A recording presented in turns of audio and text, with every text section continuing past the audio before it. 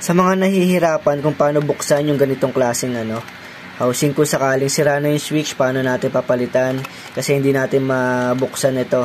Kasi yung tornilyo na makikita dito, yung dito lang. Yung dalawang tornilyo dito, tapos yung dito. Tapos wala ka na makikita niyan sa labas. Yan.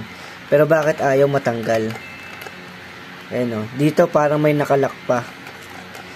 Pero wala siyang tornilyo na nakalabas dito. Maliban dito, sa may leeg. So maraming pinahirapan din itong housing na to kung paano tatanggalin ito. So ngayon, tatanggalin muna natin ito mga idol, yung leeg. Kasi may secret na yan, na tornilyo na nakatago. So ngayon, tatanggalin natin tong leeg. Tapos, papakita ko sa inyo kung saan nakatago yung, yung tornilyo niya.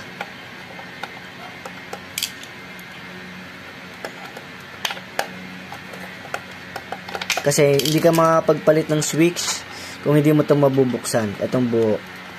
Yan o. Nandito niya sa loob mga idol. Ayan. Ayun yung niya, yung sikretong tornilyo na nakatago. Yun. So ngayon, tatanggalin na natin yan.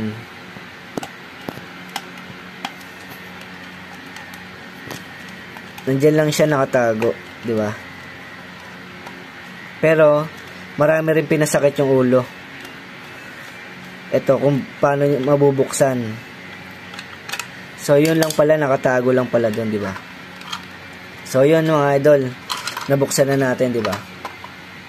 Okay mga idol, hanggang dito na lang yung video natin.